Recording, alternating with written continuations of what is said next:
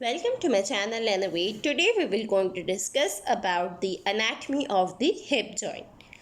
The hip joint, as we all know, is a larger joint of the lower limb. This hip joint that is present between the hip bone and the femur is a joint that is a very movable joint of the lower limb, and this is a part of a ball and socket type of synovial joint. Now, what is the articulating processes between the hip joint? It forms from the acetabulum of the hip bone and from the head of the femur.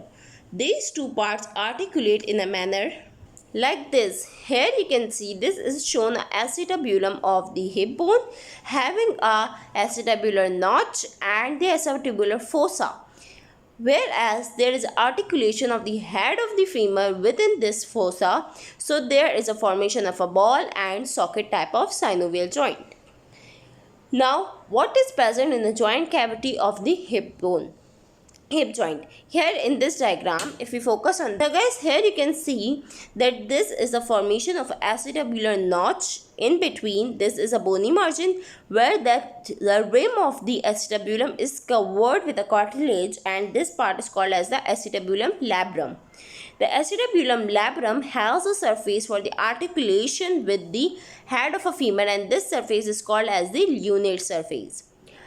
The lunate surface of the two sides attached with each other and completing the foramen or the circle of the acetabular labrum by the ligament that we call as the transverse acetabular ligament between the two open margins of the acetabulum labrum. This part is from the acetabular joint capsule, and there is also presence of joint capsule on the head of femur that is going to articulate with the acetabulum to form the hip joint. Now coming to the ligaments that are present in the hip joint. So discussing about the ligaments, there are the four important ligaments of the hip joint. These ligaments include the iliofemoral ligament that is present anteriorly and superiorly. The pubofemoral ligament is present anteriorly and medially, while the ischiofemoral ligament is present posteriorly, and it is the weakest ligament of the hip joint. The ligament of the head of femur is a ligament that is attached on the ligamentum fovea of the femur bone that we have discussed in a separate video of the osteology of femur.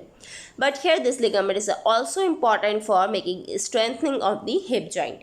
We will going to see it by a diagram.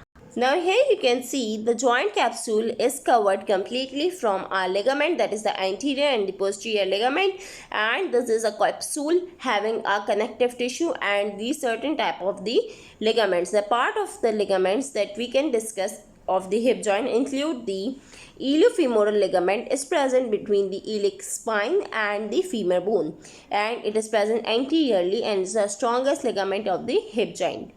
The pubofemoral ligament is present between the pubis bone of the hip joint and the femur, and this is present inferiorly to the iliofemoral and mostly medially. While that of the third ligament that we call as the ischiofemoral ligament is present on the posterior surface of the femur. Here you can see on the posterior surface of the hip joint, this ischiofemoral ligament is going to attach the ischium bone of the hip bone towards the femoral head, and these three ligaments can strengthen the hip joint anteriorly and posteriorly, while that of the head of the ligament of the fovea having attached on the central part of the head of the femur. Like this, here you can see this is a presence of a ligamentum fovea on the head of the femur, and this is also going to attach on the acetabular fossa of the hip joint. Now coming to the blood supply of the hip joint, here you can see these are the blood vessels that are going to supply the hip joint, and this blood supply is coming from the obturator artery, the profunda brachii artery, and the acetabular branch of the obturator artery, which will going to supply the femoral head and the acetabular fossa. Now the important thing that have been remaining is the movement that are provided by the hip joint.